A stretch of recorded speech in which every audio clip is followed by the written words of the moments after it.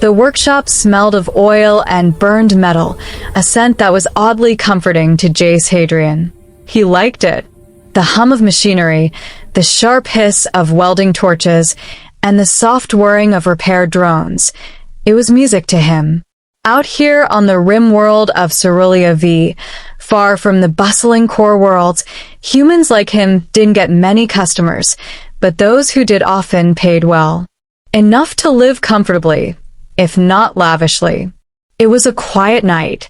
Cerulea's twin moons bathed the settlement in pale silver light, and Jace was just finishing calibrating a graviton stabilizer when the door slid open with a hiss.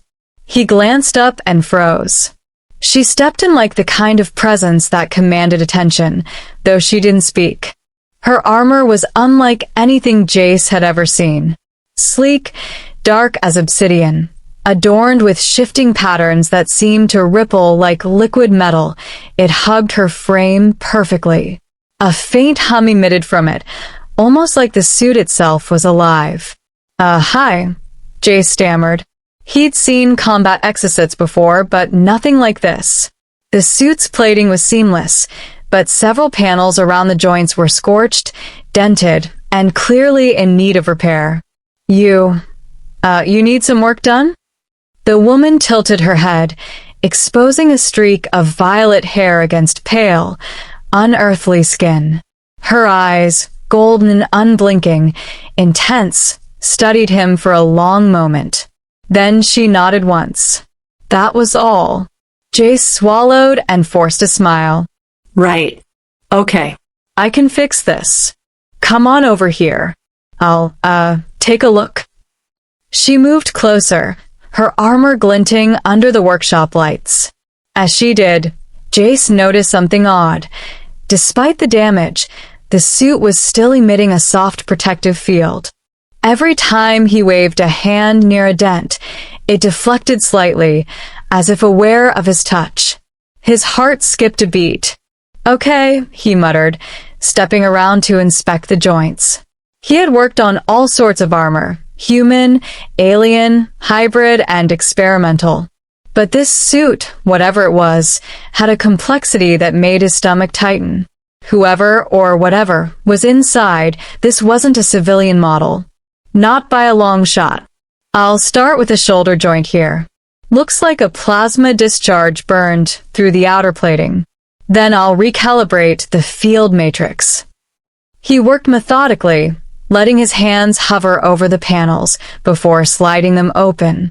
Sparks danced in the small workshop as he ran micro-welders along fractures, smoothing out the scorched metal. The woman didn't speak. She didn't move, either, except to shift slightly whenever he adjusted a panel near her waist. And all the while, he kept catching glimpses of her eyes, golden and impossibly still. I gotta ask, Jace said cautiously, what happened to you out there? That's some serious damage.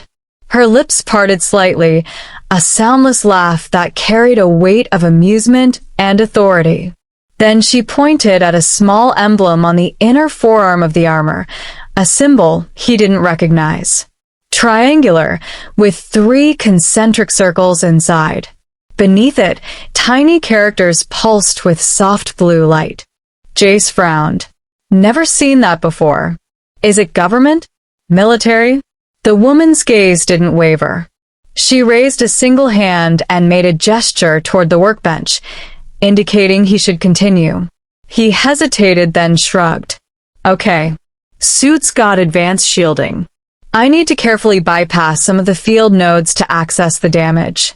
You got a name or designation? She leaned forward slightly. The armor hissed as if protesting the movement. Then she said, softly, Leora. Leora, he repeated. It suited her, short, strong, melodic. He adjusted his visor, preparing to work on the arm plating. As he did, he couldn't help but notice how remarkably human her movements were. The suit enhanced her, yes, but she moved with a precision and fluidity that was beyond ordinary training. Hours passed. Jace worked tirelessly, replacing damaged circuits, welding fractures, recalibrating the energy field.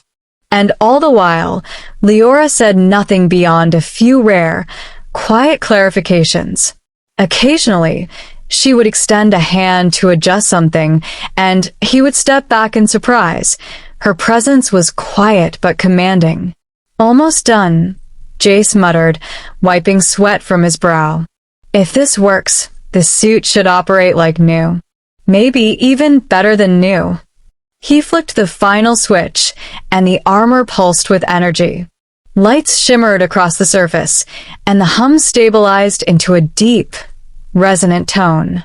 Leora flexed her fingers experimentally. The suit responded instantly, the field flowing seamlessly across her body. She turned slowly, testing the joints. Then she looked at him, and for the first time, Jace felt an odd twinge in his chest.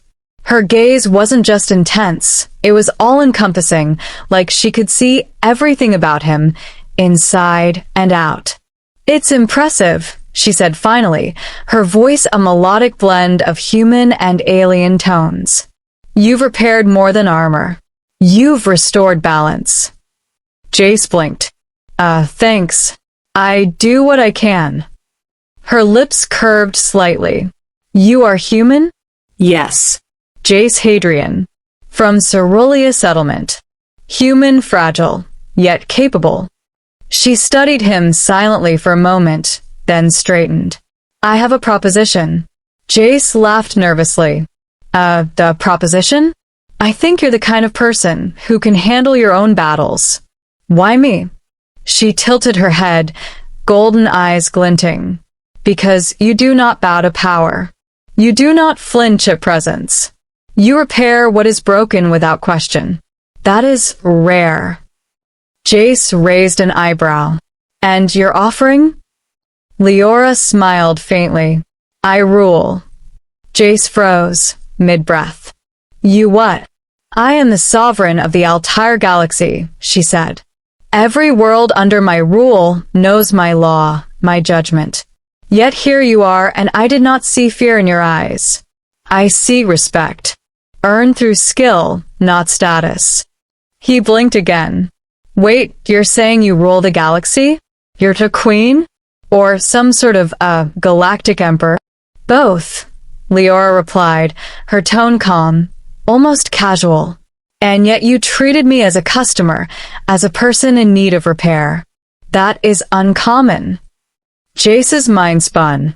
He had been fixing spacesuits and exosuits for years, but never had he considered he might be kneeling before someone with control over trillions of lives.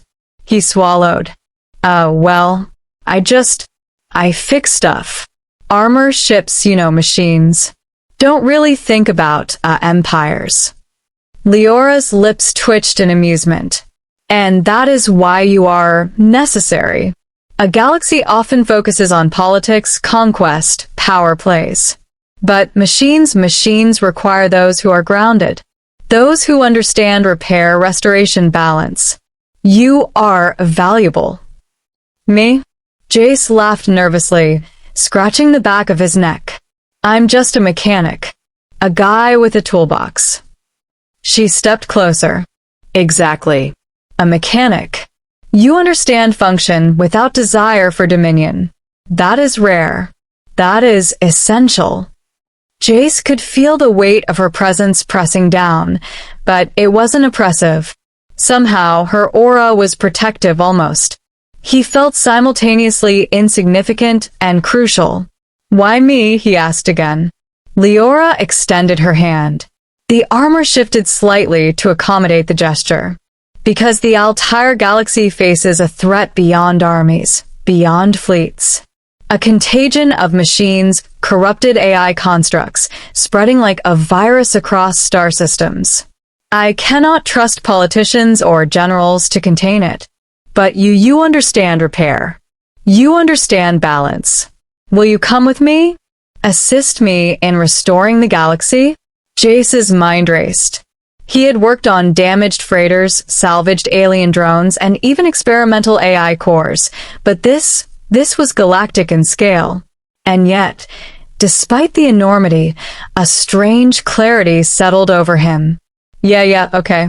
I guess I can help, he said, his voice trembling slightly, not with fear, but with the odd thrill of purpose. But, I'm just a guy with tools. I don't exactly command fleets. Neither do I always, she replied softly, but together we can fix what is broken. Jace exhaled. He had never imagined his life would take this turn. One moment, he was tightening screws and replacing circuits. The next, he was being recruited by a galactic sovereign to save billions of lives. He looked at Leora's armor again. It gleamed under the workshop lights. Perfect. Restored. And, he said, voice quieter now, what happens if I screw up? Leora smiled faintly, a glimmer of warmth in her golden eyes. Then you learn. Then you repair. That is all. Fear is for those who do not try. For a long moment, the workshop was silent except for the hum of her armor and the soft clinking of tools. Then she turned, and the lights on her armor shifted colors, subtle, mesmerizing, like the dawn of a new star. Come, she said simply. The galaxy awaits. Jace grabbed his toolkit, his pulse racing. As they stepped out into the cerulean night, the twin moons reflected off her armor, and he realized something remarkable. The galaxy, in all its chaos and enormity, suddenly felt tangible, reparable, fixable, and with Leora, perhaps even manageable. He didn't yet understand the full weight of her words, nor the scale of what awaited him. But as he followed her to the small, sleek starcraft waiting on the launch pad, he knew one thing for certain. His life as a mechanic had ended. A new life, one of stars, fleets, and unimaginable stakes, was beginning. And somehow he felt ready. Because in the vast, uncharted expanse of the galaxy, some repairs couldn't be done with power tools alone. They required courage, insight, and the rare ability to see value in someone who, to the rest of the universe, seemed ordinary. Jace Hadrian, human mechanic, looked at Leora once more. She had ruled galaxies. He had fixed armor. Together, perhaps they could repair more than metal. Perhaps, just perhaps, they could restore hope. And for the first time in his life, the enormity of that possibility made him feel infinite. The engines of the starcraft roared to life, vibrating through the ground and into Jace's chest. Outside, Cerulea's twin moons gleamed like sentinels, watching them as they prepared to depart. He glanced at Leora, her armor now glowing softly with the energy of fully restored power fields. You really think I can help? He asked quietly, gripping his toolkit one last time. Leora's golden eyes met his. You already have, she said simply. Not because of the tools, but because of your heart. Courage doesn't always roar, it repairs. Jace swallowed, the enormity of her words settling over him. He had spent his life fixing machines, unaware that one day his hands would hold the fate of billions. And yet, for the first time, he didn't feel fear, only resolve. The launch pad lights shifted as the craft lifted off, cutting through the thin atmosphere with a thunderous roar. Cerulea's horizon fell away beneath them, and the stars stretched endlessly in every direction. You'll see worlds you can barely imagine, Leora said, her voice soft but commanding. Planets burning, systems collapsing, and lives waiting for repair. And you will be the one to help. Jace nodded, feeling a surge of determination. Then let's fix what's broken. She smiled faintly, a glimmer of warmth amid the aura of authority that surrounded her. Together, she said. As they shot into the void of space, the galaxy spread out before them, chaotic, magnificent, and alive. And somewhere deep in the fabric of it all, a human mechanic and a sovereign who ruled countless worlds realized the same thing. Sometimes, the smallest hands could shape the largest futures. The starcraft disappeared into the stars, leaving behind a trail of light, a promise, and the unspoken knowledge that the galaxy, vast as it was, might yet be saved. Not by armies or empires, but by someone who simply knew how to fix what was broken. And for the first time in his life, Jace Hadrian felt truly infinite.